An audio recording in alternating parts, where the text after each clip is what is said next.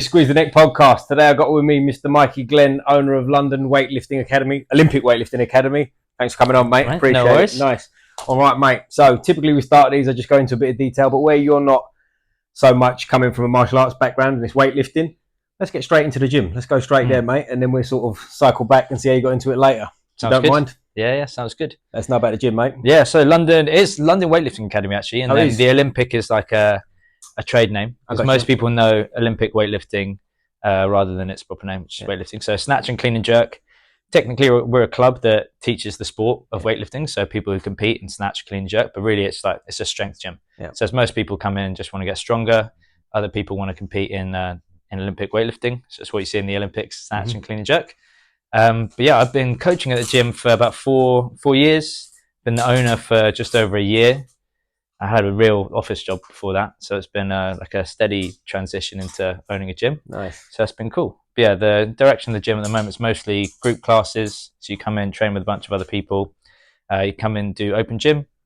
So yeah, that's when the people kind of just coming in doing S&C, that kind of thing. Nice. Yeah, that's what's the address, mate, really. for anyone listening? Oh yeah, it's shout it out. We'll shout SE11 5EQ. So we're about 5-minute walk from Vauxhall Station. If anyone wants to come down. Perfect. And was you a member there before you owned it? Was you? Very briefly. So I was a member for a little bit, and then became a coach there. So the previous owner kind of spotted that I wasn't enjoying corporate world, and then I started coaching, and I was a coach for a good, I think about 3 years before the previous owner wanted to just go back to concentrating on coaching himself.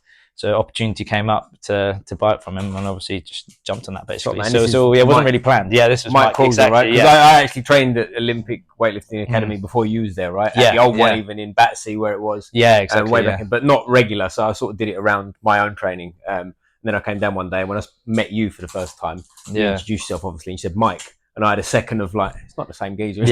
People have found it weird. I was going, one from one mic to another mic. And I actually think it was a powerlifting gym before, and I'm pretty sure the guy who owned that was called Mike as well. Is that right? So it's been around for some capacity for about 10 years. Oh wow! And in that where you've come, in Vauxhall for about 8 years, and then Battersea. Is it that long already? Because I remember being the Battersea one, mate. I tell you what, it makes you feel old, doesn't it? Yeah. That's cool, man. So all right, let's wind it back. How did you get into Olympic weightlifting in the first place? So I got into it through CrossFit actually.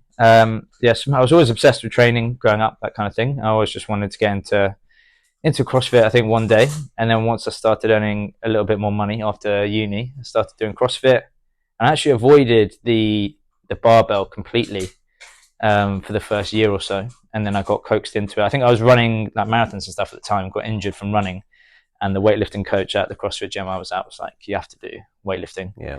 I think I did one weightlifting class, did a competition the next day, and then after that, I was just more of a strength person, really. I just, took to it quite quickly. Where was you CrossFitting at? Shapesmiths down Clapham Junction. Okay, that's where I lived, Earlsfield. So I was there for a long time. Oh, was you? Because that's fairly new as well, but you're probably going to tell me that's like 10 years old or something. I think when I joined, it was a couple of years old, and I would have joined in about 2016. So, I reckon it must be near 10 years old. Damn, that flies by. But so CrossFitter to start with. Yeah. And then just ease your way into weightlifting and then just mix the CrossFit?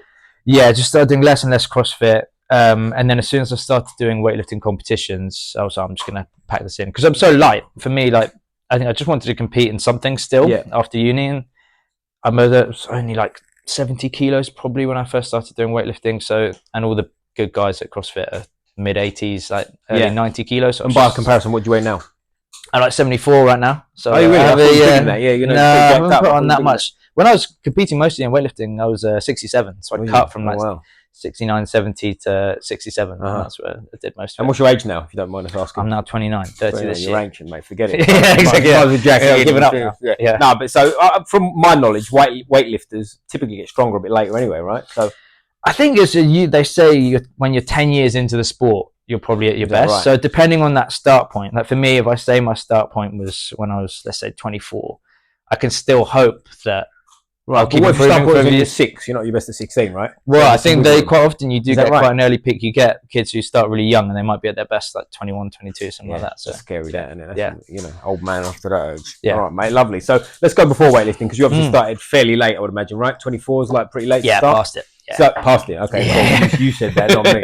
But if we go back, so what was you doing as a kid, 6 or later or whenever? What was your sporting background? So for me, my dad was very much that. We were a football family, so it's all football. Wolverhampton Wanderers. Never mind. Wolves, yeah. Bless him. Well, I was allowed to support Liverpool until I was, I think, 10, and then my dad was the wrong answer. Yeah, that is the wrong fucking answer. Anyway, what's the right answer? Chelsea would be the right answer, but anything but Liverpool would be acceptable. I think it's because I was obsessed with Michael Owen, and then when I was about 10, my dad was like, no more of that, and it was Wolves, and we're going up to Wolves all the time. So yeah, football, and then cricket in the summer, and then got into boxing when I think I was about 12. I literally just was with my mates, and their mum was obviously like, we need to get the kids out of the house. Chucked us into this boxing class. But I grew up out in the countryside, so there wasn't really any boxing gyms, but there was. Where'd you grow up? I was between Reading and Oxford, that kind of thing. So way out there. Yeah. So there's basically got lucky. The guys who were at my local sports centre, one of them was a pretty good amateur boxer, 2 brothers. And then now they're S&C coaches now, actually, for fighters. Nice. But they just got a group of us in, started training. So that became my favourite sport, definitely from kind of 12 onwards. Did you compete? Did you have any free card? No, so it was weird. So we just did loads of sparring, and they wanted to take me into Reading, so like where Michael Sprott, that gym. Yeah, okay. And my mum was not super keen, and we lived so far away, it was basically just on my mum. She'd have to drive me there, and she was like, no. My dad lived in London, so I used to, if I was ever in London, I'd go down to a local gym there, spar. Whereabouts? Do you know which gym? It was in Richmond. So it was actually an MMA gym. Okay. That was the closest one I could get to. It was right under the station. Was it above the station? Yeah, that Elevate. I literally did a podcast, my last one in Really? Yeah, Elevate. That was the first time I properly got my bell rung, actually. I remember. Is that right? I went in, I think I looked quite old for my age, but I was probably only like 15, 16, and they were just doing a bit of sparring, and I got properly clipped. Yeah, it's a lovely place. I trained up there a little bit. I was in there yesterday shooting with Lewis Bacus. Shout out Lewis. He's got a fight coming up August 3rd. But yeah, I trained in there a little bit during the lockdowns. My gym at the time where I was training was in a leisure centre, and the leisure centre wasn't allowed to open. But because they was a full-time gym, I think they was allowed to open like a month earlier.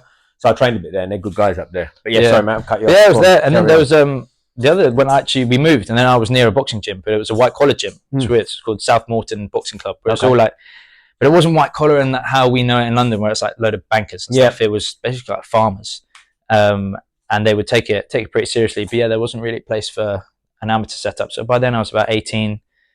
Starting to do other things, and then I kind of slipped out a bit when I went to uni. And then actually my last year of uni, I did a white collar fight. Did you? Yeah. How'd you go on? I drew. I was bad, man. I was so unhealthy at that point in my life. Is that right? I remember this is just like such a lesson in how to not let your ego get too big. We were training and stuff, and they were like, "Oh, we don't think we can put you in with anyone from the white collar setup because like you've obviously done bits before." And I was like, "Yeah, fucking good." And they tried to set me up with someone from the uni team to make it an amateur bout, and they couldn't find someone. So in the end, I just went in with the guy who's my mate, and I'd already like sparred them and stuff, and I was like, "I'll be fine." And he came in really fit, and I just was not fit. I was smoking loads at the time, that kind of thing, and he just drowned me for the first 2 rounds. So I think he won the first 2 rounds, and then I put him down the last round, like made it a draw. That's cool. But I remember I was like embarrassed. It was bad. But one and done. Yeah, never again. I would do it again, but actually I broke my nose in the lead up to that. Not even boxing, playing football. And then obviously just kept sparring because I was like, I don't want to cancel the fight. And my nose was so messed up from that, I just didn't go back to it. I got you. And I only got that nose fixed about a year ago. Oh, did you? I was going to say, it looks great now. I was just about to say, it looks great. You don't look like a broken at all. But so before, did you mention you did a bit of judo as well? Is that when I was very young, very young, did judo. Yeah. I remember that I wasn't really into it at the time, but I think whatever the first belt you can get, I think I got that one. Judo, I'm not too sure. They're a bit different yellow to jiu-jitsu. Yeah, I'm not a jiu-jitsu guy, so I did a bit of that. But yeah, I always like the idea of getting into jiu-jitsu, that kind of thing. That's a classic transition, is weightlifting into jiu-jitsu. Yeah, well, and the other way around too, right? That's why I started weightlifting. I started jiu-jitsu when I was doing weightlifting to sort of help. So I think I could do it again. Like, there's still always like a fight sport itch for me, for sure.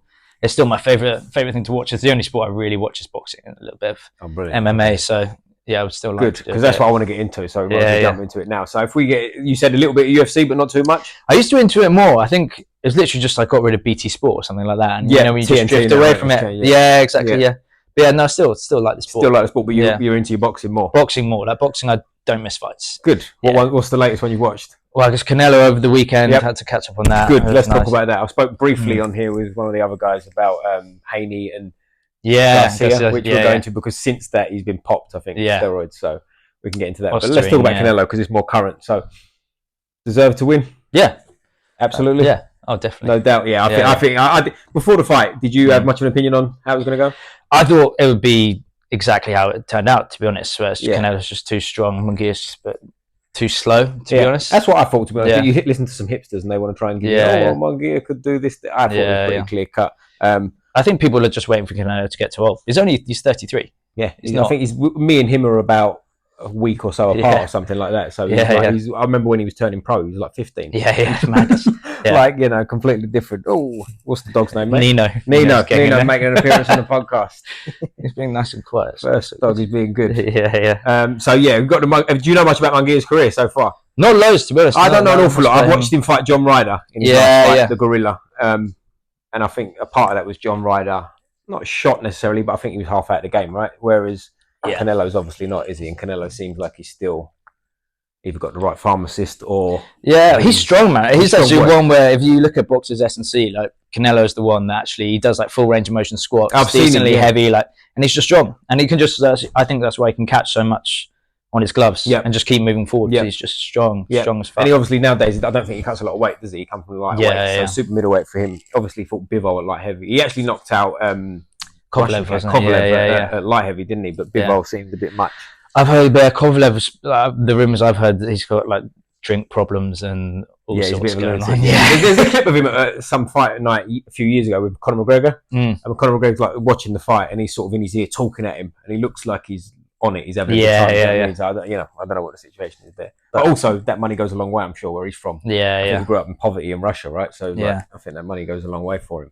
But so let's touch on the Garcia one because it's a bit more exciting. The Canelo was kind of, to me, a bit straightforward. So if we get into the Garcia, firstly the fight, and then we'll come on to the steroid issue later. So because I want to tie it in because weightlifting, steroids is kind of something people think of, right? So if we go Ryan Garcia, Haney, what did you think before the fight? I thought Garcia fucking lost his marbles, right? And I'm not in the camp that thinks that he was playing a big joke. Like, I think he's just really into cocaine and he's loose as fuck now. Yeah. So I definitely thought that Haney was just going to walk straight through him. I thought he would quit. Some kind of a similar thing to the Tank fight. So in a way, like, I really enjoyed the fact that he won anyway. I thought it was mental, but I think sometimes that just shows if you're just wild, you're just going to go through it. So I think it was cool. I think you can get away with it for a while, right? But I picked him. I thought the fight would go exactly how it did until sort of fight week when all the weird antics was going on, right? So I wasn't overly surprised, but it just seemed like a mad. I'm not sure what's going on there with the fucking, the way he is, what's going on. He's only, I think, what is he, 25? Yeah, he's young. So too young to have that much money and stuff. I think that's the issue. There's talk of he made a bet on himself and he's made like 40 million from it on the bet and all kinds of nuts stuff going on. But if we go to like straight away to the steroid thing, because it's come out straight after and the fight's been a few weeks now. I mean, do you see that one coming? I think the thing with him where he's obviously, I think if we can agree that he's like on the bag, I think quite often if you're playing in those muddy waters, like it could be cut with something weird, that kind of thing, where if it's recreational drugs, I think that's what used to happen with John Jones. I think he used to, because he was just doing a load of weird drugs and he'd get popped for something. But the Ostarine one, I don't know. That part of me thinks it's like the tainted supplement thing is real, especially with Ostarine. Because I think it's a cheap one and they put it into lots of supplements to make guys feel good. Right. So if you're loose enough to be on recreational drugs, you probably aren't paying that much attention to the other side of it. But then at the same time, I think it's also one where they take it because they know it's found in loads of stuff. You can probably now, so I think probably what Dillian White did, well, I don't know if we actually know what substance it was, but you could probably now go back, find a supplement that's got Ostarine in it and say, this is why I've ingested that. Right. So I think that's could be why. And I think it comes down to the sophistication of the test too, right? Because UFC spoke about this before, because there was a couple of instances, I think, where fighters were trying to say that, but the amounts and the levels for the time didn't line up. So it depends how hard they're looking into it. Yeah, exactly. I think we don't know the amounts. I don't know whether there's random testing because it's very individual boxing. Yeah, I think it was VADA, wasn't it? I think it's because they said he got tested quite a lot in the build-up. So it's not a substance that you're going to take like the day of the fight to get. It's not. So I don't know enough about it. Ostarine, it's when you hear the taurine at the end, it sounds pretty like heavy duty. Yeah, it's a SARM, so it acts in the same way as an anabolic steroid. And it's just like it's a common one. That's like a CrossFit love, that kind of thing. Sonny Webster, weightlifter, got popped for that. It's a really common drug to use. but it's not. If you wouldn't take it like the day of a fight and get a benefit. It's not like an upper. No, exactly. Yeah, you'd want to be taking it a lot.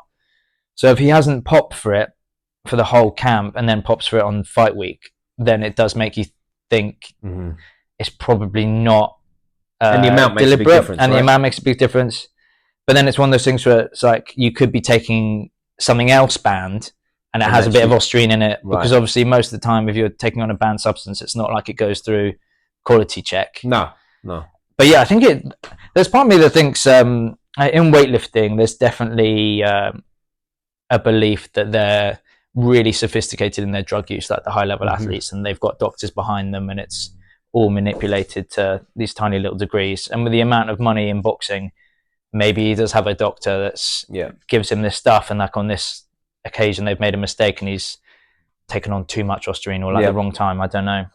So I think when you get really sophisticated with it, I don't really know. Well, no, because I think the common man would look at sort of weightlifting, Olympic lifting, bodybuilding, and they just kind of branch it in all the same, right? But they're obviously very different if you know what you're looking at, right? But weightlifting is a drug-tested sport. It's in the Olympics. It is in the Olympics. Yeah. And it's Olympic weightlifting, right? So it's hardcore in the Olympics. Yeah. But my thing with the Olympics is, you hear certain people say, like, 95% of people in the Olympics are juiced out of their mind. And it's hard, isn't it? Like, like not that you'd know, right? But the Icarus documentary. Yeah, exactly. That's like an eye opener, isn't it? You know, it's always like there's always doubt with everyone, like at every level of the sport. It's a weird one. Yeah, well, that's the new thing, the new untested games thing. Yeah, I've seen that. Yeah, and now I'm assuming weightlifting is going to be in that. As well, right? I think that'll be one that they'll push hard. And what are we going to see in that? We're going to see records broken or what? I don't know. I think it'd be quite funny if you just saw about the same. It'd be brilliant if they got less. It would be well, what I was talking to my mate the other day. We said about the 100 meters. I want to see a 6 second 100 meter, right? I'm all for it. If same. And I would imagine it's got to be safer, right? Because it's regulated and you're taking the optimal amount for you, not just jacking it up. Exactly. I think they have to get a clean bill of health as well before they compete. Yeah. So in a lot of ways, you think it'd be safer than if they're all on drugs now. It'd be safer to do it. Much safer, and the quality's got to be better because they're getting it from, well, you'd hope from a proper source, right? Rather than black market and some geezer who lives in a flat. Exactly. No, I think it'd be interesting. Yeah, because CrossFit is obviously another one where you've trained in before. Like I've trained in CrossFit gyms initially. That's kind of how I got into Olympic lifting originally. And you see a few people in there, then you go, yeah. When you walk into a CrossFit gym and you look around, and the amount of people that are absolutely dick skin shredded, massive, 45. Exactly. Yeah, we're like we've got some like spots on their back, quite a hairy back. And you're like, it's different, different to other places. So CrossFit has a reputation for just being really dirty, and like the SARMs, like the Austrian thing, has this really big association with CrossFit for some reason. It's just like supposedly just what they all do. Well, I spoke to someone who, I won't mention his name, but he competed at the CrossFit Games, and his view on it was, I was in a conversation, we were talking, one of the other guys said to him, what was it like with steroids? Are people on it? He went, every single person to a man's on it. And like, what about so-and-so? And he's like, every single person to a man's on it. He repeated himself about 6 times. He's like, stop. There's no point having the question. Every single person at the CrossFit Games is on steroids. So when you hear that, and it makes sense, right? Training to be the fittest. And also, it's all the testing's done by CrossFit. It's not like USADA or anything like that. Okay. So I think it's always a bit suspicious when you get certain people who seemingly are at the peak of their game and then all of a sudden they retire. It's like, did you pop? And they were like, we're not going to ban you, but can you just disappear? Because there was a famous, I say famous, I saw on a Netflix show, there was a couple that popped for it and they was all like, this is disgusting. It's like, bro, you're all on it. It was Ricky Garrard, the Australian guy. It was like his first time at the games, so he didn't have a fan base that was going to get upset. So he came second, they popped him, and then everyone in the documentary is like, we're all out here like just trying to get better through hard work. And so like, you're all working hard, but you're on gear as well. And it's fine. It's not mutually exclusive, is it? It's one of them, because the whole CrossFit thing went a bit nuts a couple of years ago during the George Floyd thing when they had the racism thing, right? Yeah, and that's when they lost the owner. What do you know much about what happened there? I don't really know what happened. He said something. Yeah, he sent a memo.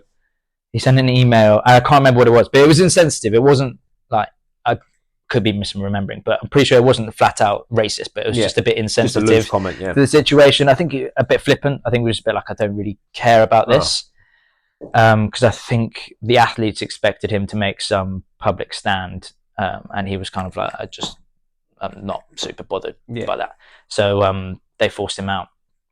And then I think it has gone downhill a little bit ever since. But well, I think a lot of the CrossFit gyms off the back of that de-affiliated. Yeah, right? So I think most of them did come back. Oh, they did come back. Yeah, loads of them came back. What, when he left, sort of thing? Yeah, that's a bit exactly. of a bitch move, isn't it? Like, he's gone, we'll come back, Same. like waving the flag. Like, It's all like, very much like virtue signaling. It is, yeah, but that's where we live in now, isn't it? The place I trained at a CrossFit gym during lockdown when all gyms were shut. This one was outside. It was called TIO, Train Inside Out, in like, I don't know what the area would be. It's like between Richmond and Wandsworth, so sort of. I don't know what area it'd be called, but anyway, it's at Roslyn Park Rugby Club. For okay, I wish you had someone come in. Yeah, it's brilliant. It's a great place. I was training there. I know exactly great guys, great people, and when I was training there, it was all going on, and they one of the guys said like a lot of them are sort of whatever, but they was like, no, still CrossFit, you know, it is what it is. I think what quite a lot of people did was, if you were like, I don't want to give an example, even though I know one, that's like Banana CrossFit. They changed their trading name to Banana Fitness. Yeah. And then for a little bit they were known as that. Yeah. And then when it all changed around, they just got rid of the fitness, brought the CrossFit back. Right. So there was no actual de-affiliation. It was just a little bit of smoke and mirrors. With the name. Yeah. It's weird, all that stuff, isn't it? Like, we do anyways, but CrossFit now, completely done. All weightlifting. Try and do one a week of CrossFit. Oh, you do? Yeah. At your place or somewhere else? No, I try and go somewhere else. But firstly, I go back to Shapesmith. Oh, do you? Okay. I'd say once a week. Like, that's my aim. I reckon I haven't been there for about a month, but I did the Open this year. Oh, you did? And it's the best I've ever done. Very good. Despite basically no CrossFit. But I've got a theory on this, is like efficiency. I liken this to jiu-jitsu. I say this a lot to like beginners when they sort of ask about techniques. I say it's more like you'll get less tired as you crack on, sort of thing. But with the efficiency, and obviously going to be really strong by comparison to a CrossFit athlete in terms of Olympic lifting, that's got to be a big help to your CrossFit, right? Because you even though if you're not necessarily fit for it, which you will be, but you're not specific fit for that, you're still efficient, so you chuck a weight around without using as much. I think it's definitely a combination, way stronger. I reckon I probably have like an increase of about 60 kilos on my squat or something from the last time I did the Open, which would have been, I don't know, maybe like 4 or 5 years ago. And then I think just being older and being like a little bit less of a dick, my pacing was so much better. And also going into it without much data, like I didn't know how I was going to perform. I paced everything really, really slowly. And I think that really helped. Whereas before, when I actually thought I was good at CrossFit, I would just go out like the clappers every single time, blow up every single time. Yeah. So how did you get on the Open? I did right. I qualified for quarterfinals. And then what? So what top 20%. And then I had a weightlifting competition coming up. And my body just couldn't. So it's out. I thought we might have a run at the CrossFit Games going. No. Well, that's many stages. Many stages past that. You've got to go again after that. To get to the games, it's quarterfinals. Quarterfinals is top 20% of the Open, so it's like thousands and thousands. But that's serious. Then. That's pretty serious. Top 20%. It's all right. Yeah, that's pretty good. Yeah, and then semi-finals is like I don't know, but I think it's like the top 30 in each region, so each continent. So that's when if you're actually good. It's serious. Yeah. Because when I started training CrossFit, it was a place called Thames CrossFit in Canary Wharf. It's gone now. It changed its name, I think, during the George Floyd thing, and they went CrossFit, and it changed owners anyway, so it was completely different. But they've gone. I was in Canary Wharf just working the other week, and I went past it to just see if there was anyone in there, and it's like a fucking pest control site now. So really? It's completely gone. I don't know what happened. It's hard. I think there's loads of gyms shut down recently since COVID. Well, but what I'm getting at is like CrossFit, the buzz seems to have run out. Like about 10 years ago, it seemed to be like on a bit. I think they say like participation is. If they just measure off the Open, it has been going down, and then I think this year did a little bit better again. Why is that a gimmicky thing? Do you think people are over it? I think high rocks type stuff. I think they overplayed the skill element. So what I loved about CrossFit was just like capacity, like how strong you are, how fit you are. And I think over the years, because they've just been like adding a bit, and now in the Open, it's like we want you to be able to do not even necessarily in the Open, but weird gymnastics type movement, like stuff like wall walks and these weird like swingy things over the bar and the gymnastics. I think if many people are like me, it's like I didn't want that. That's not. I'm really not interested in spending a load of time acquiring a new skill every 6 months. That's that boring. And so I think something like high rocks, where it's just you fit basically. Can you move a few sleds around, that kind of thing? But it's pretty much just how fit you are. I think that type of thing would do well. CrossFit's a little bit. Do you find you get a lot of people come to you weightlifting wise from CrossFit? They kind of pick quite a lot. I'm going to sort of like specialize a bit more. I'd say probably 50% of people who start weightlifting come from CrossFit, something like that. That much, I always find if people come to weightlifting having not done CrossFit before, I always think that how the fuck do you find out about weightlifting? I didn't know about it. Yeah. So yeah, most people from CrossFit. But you're quite unique in London, right? So there's not many. Not many, players. no. So there's especially like yours. Like, sorry to bite in, but you've got a bit of a CrossFit-ish type vibe, right? Where it's very friendly, very sort of clean looking. It's spit and sawdust element to it, but it's also it's quite there for the people. If that makes sense. Whereas if you got, there's one I went to before, and again I won't mention it because I don't want to sound like I'm knocking them. I'm not, but it was in London. But it was just like a shithole gym, and like unless you was into it, I loved it. I was about 25, and I was there for training. But like, you're not going to attract like house mums. Yeah, you know what I mean. That's the issue. Is I think particularly even in those arches, like you've been into where we are, it's a railway arch. Yep. But even that in central London, the rent is so high, so you have no choice but to market towards high end. Yep. So it has to be nice. Yep. You can't, just because the rent's so high, you can't make it too rough. Which does make it tough. But I think what you do and what the other Mike did before, which is, well, you kind of cater to both worlds, right? You've got the nice enough, but it's not like a boutique place where the meathead types are going to go, oh, fuck this place. They still want to train, and they're still dropping weights. Yeah, exactly. Do you know what I mean? It's still, I think it's hard to get right, isn't it? But it seems like you've done it and you've been there long enough now that it's working. Yeah, I think the main thing for us is in an individual sport, trying to make sure everyone still feel like they're training together. That's the big thing. Otherwise, if you want really, really nice stuff, like Gym Box is class now. They've got kit that's really good, and saunas and all that kind of stuff. So for us, it's all about the group atmosphere, basically. And I think that's what keeps people around, right? Yeah. Do you have kids at all, or is it all strictly adults? It's not strictly adults. We don't have any kids classes. We're actually thinking about doing that soon. I know Mem down in Camberwell. That's one of the other weightlifting gyms in London. He has quite a few kids classes. It seems to be doing well there. I actually had a PT in yesterday who brought in her 5-year-old son. It was class. 5. Yeah. It was really good. It was we gave him a stick. We put nothing wrong, is it? 0.5 kilo plates on the stick. So you can just the mobility on him was outrageous. So I would like to have kids in. But it's just finding the time, because where we're all in one room, I don't want to have kids in at the same time as adults. Yeah, you'll be careful. It's just too risky. So it's finding, because there is the open gym is technically basically 24/7, so it's tough to. Oh, it's 24 hours a day. So yeah, you go at 1 in the morning and have a workout. People have keys. Yeah, is that right? Yeah, oh wow, okay, I didn't know that. Not many people do. There are a few people who work weird shifts and stuff who go in late at night. Right. But so it's hard to cordon off a time just for kids. Yeah, but I would definitely like to do that one day, I think. That's cool, man. Do you have any serious competitors in the gym? Sort of people that are like ambitious in the sport way? Yeah. We've got Holly, who's in there now. She went to the last Commonwealth Games. Oh, okay. We've got quite a lot of people who go to national level and want to go past that. We had for a bit Ramiro, who he's now moved down to Bristol, but he's going to the Olympics. He's going on the refugee team. So he's like top class lifter. And what someone? How big is he, first of all? He's going as a 102 to the Olympics. Kilos. Yeah. And what does he walk around at? Oh, I reckon probably 105 kilos. So he's a big boy. He's not much taller than me. Yeah. But just the width and thickness on this guy is. Yeah.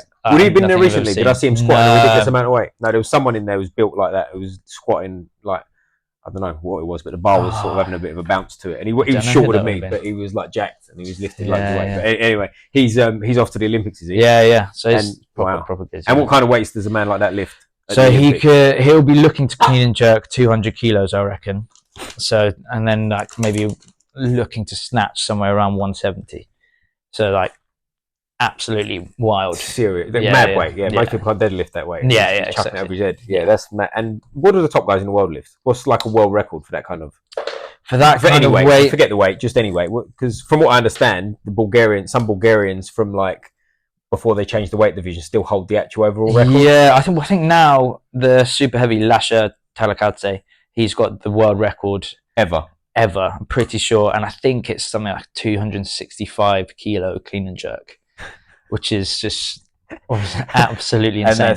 And for anyone who's in old money, 265 kilos is, we're talking 600 pounds, somewhere around there. Like 2.2, I don't know. Yeah, so around or more than 600 pounds. Yeah, more than yeah.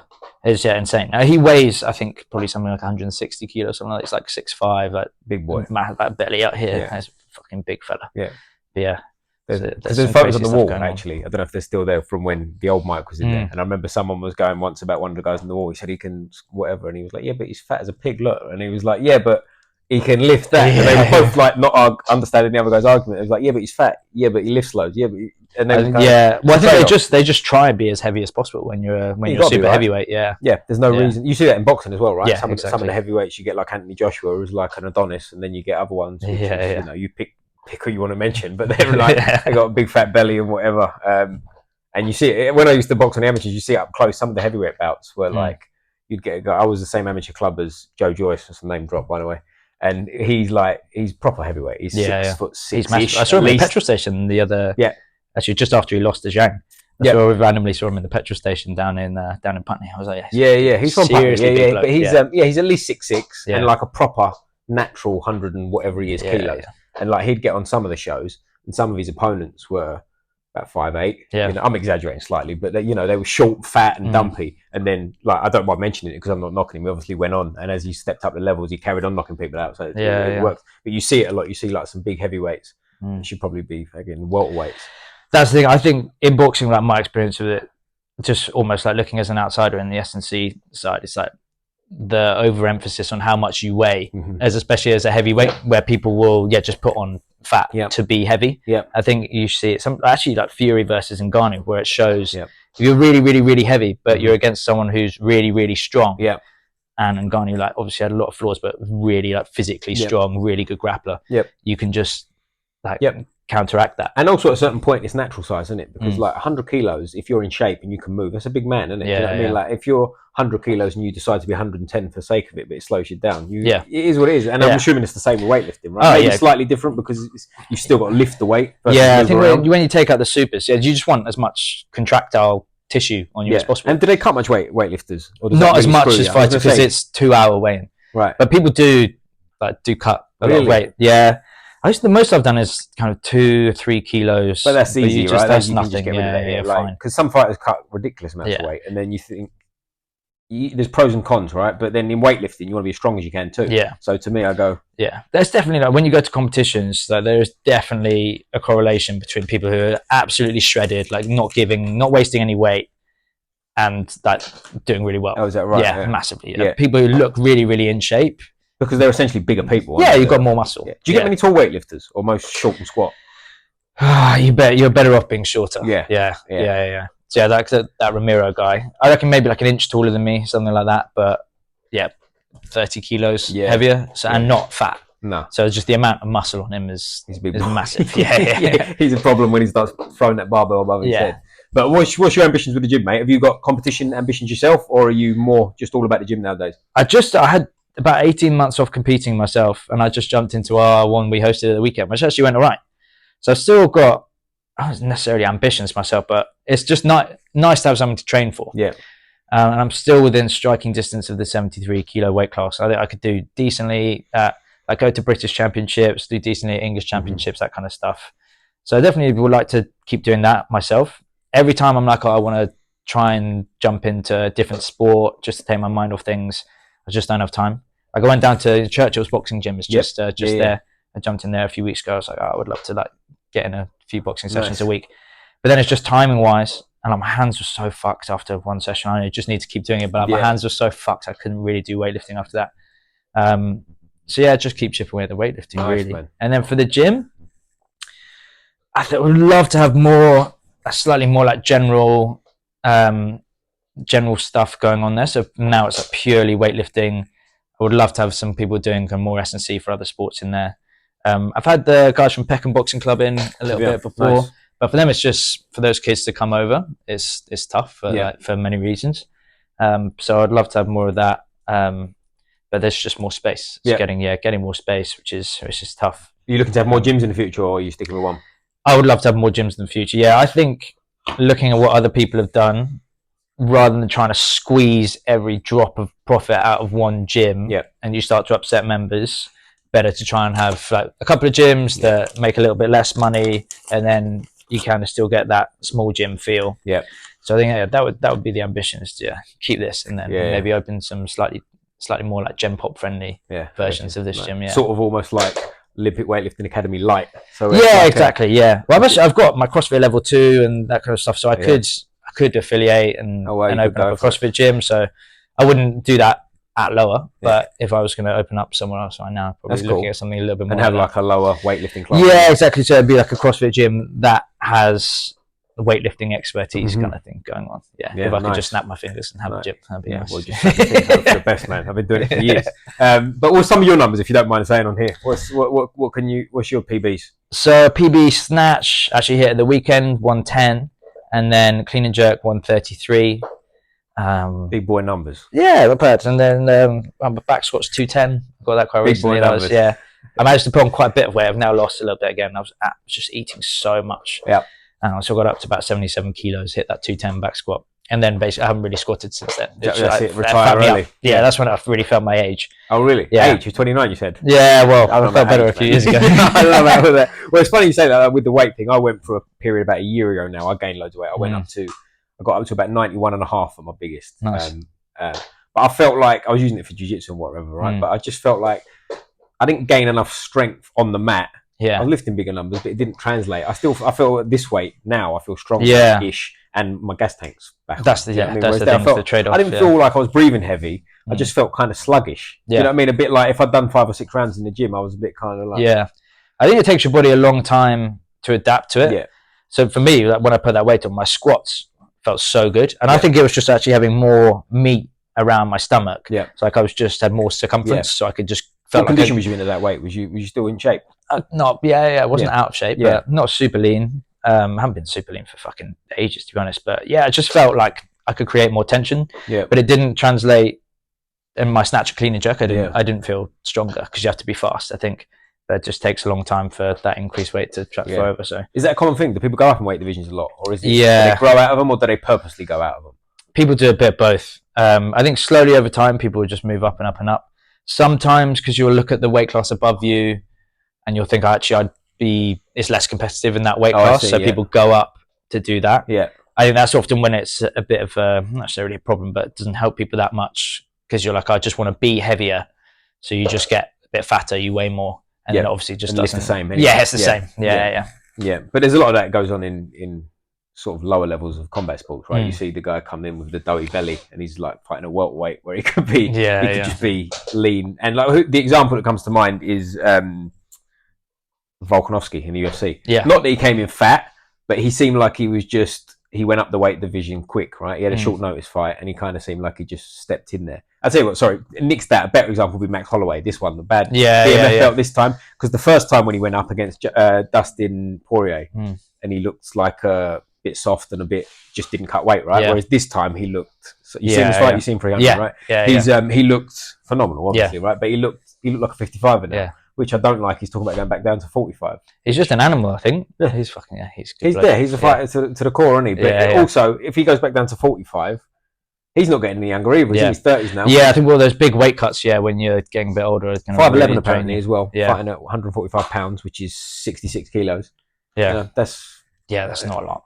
Yeah. But, far be it from me to tell Max Holloway what division to fight. Yeah, exactly. But to me, why not stay at that weight and get another belt, or at least try to get another belt, because there's a big problem up there. But there's a big problem. I touched on this in one of the other episodes too. There's a huge problem at the 145 champion, right? Topuria. He's as good as I think he is, or no? You're looking at me a bit funny, like he's not so good. What do you think? I think no, he's got skills. Yeah.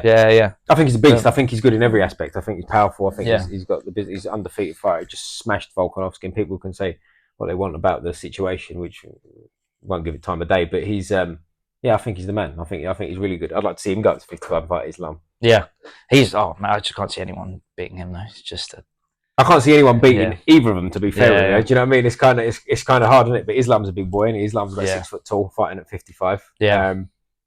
Russian. Yeah. Make of that what you will. Had IV marks on his arm once in a fight. Make of that what you will. Yeah. Well, it was an IV thing, but apparently he was cutting weight, and because it was in Australia, he had less time to cut weight, and they IV'd him. So the doctor did it, and it was legit and above board, but he had the marks on his arm. Yeah. Which could be, I don't know. Oh yeah, I think it's always sus with those guys. No, not just because he's Russian, but just with all of them. All of them. Especially when you're cutting that much weight. Some of them are cutting like 20, 30 pounds. Yeah, mad weights. And like dying basically the day before. And like Anthony Johnson was always a classic one, wasn't he? Rest in peace. He but they said he was like 235 pounds. Yeah. And he used to get down to 170 for a period of time. You've got to be taking stuff to do that. And even if whatever you're doing, it's still got to be terrible for your body, right? Yeah. And bless him, he died young. So, did it have anything to do with it? Who knows, right? But sorry, I got a subject, mate. With the weightlifters, is there much of a culture of the old steroid? Oh, definitely. It's massive.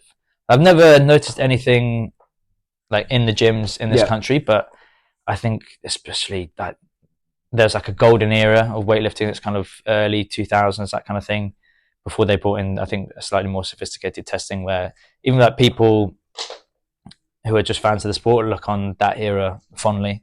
I don't think people in weightlifting are super fussed about drug testing, that kind of stuff. When you get to people who are kind of lifting for Great Britain, where we have stringent drug testing here, I think that's where people get pissed off about it, because they feel obviously they're competing against people who they think have an unfair advantage over them. How true that is, I don't know.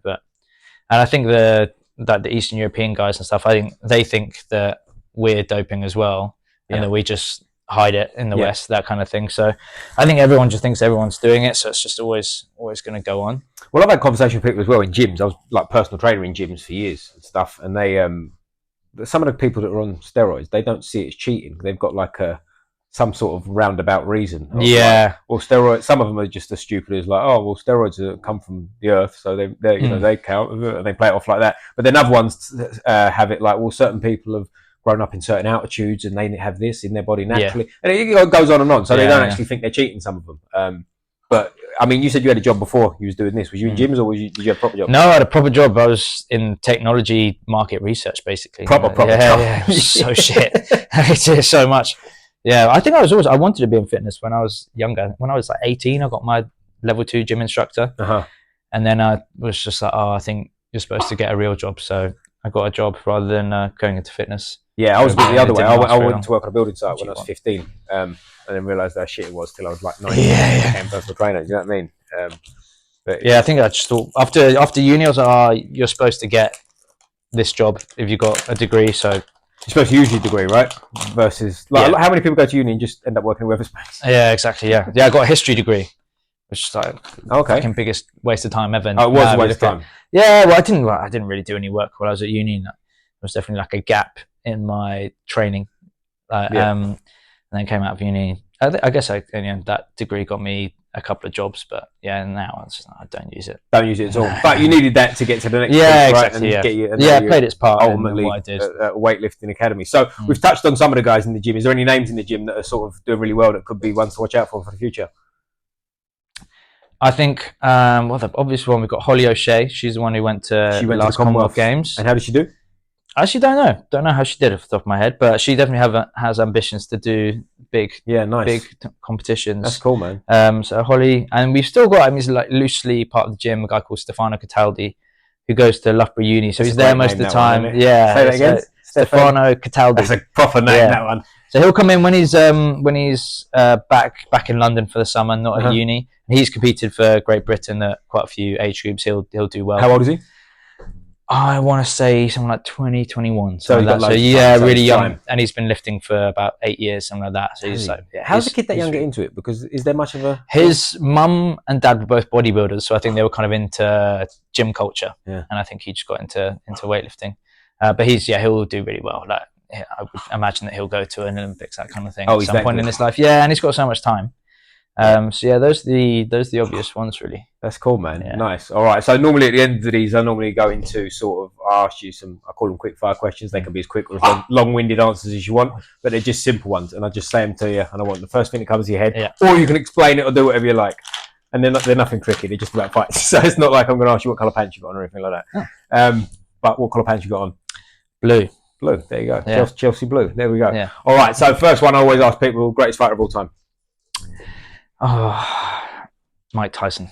Top man. That's my answer too. The second one in a row that's answered that. I think everyone goes there, really. Yep. Well, a lot of people would argue. At his peak, I think he's going through everyone. That's what it is. Well, a lot of people look at him after and think he wasn't that good, but you don't know shit, people. Mike Tyson was the best of all time. Greatest fight you've ever seen? Oh, this is fucking weird, right? I'm going to go for Chisora White 1 or 2. Because I think how impressive the pace that they fought at as heavyweights across 12 rounds. Yep. I remember I watched that like 3 or 4 times, whenever it was, like fucking years ago. But that's definitely the one that is a weird one that I remember being completely captivated by.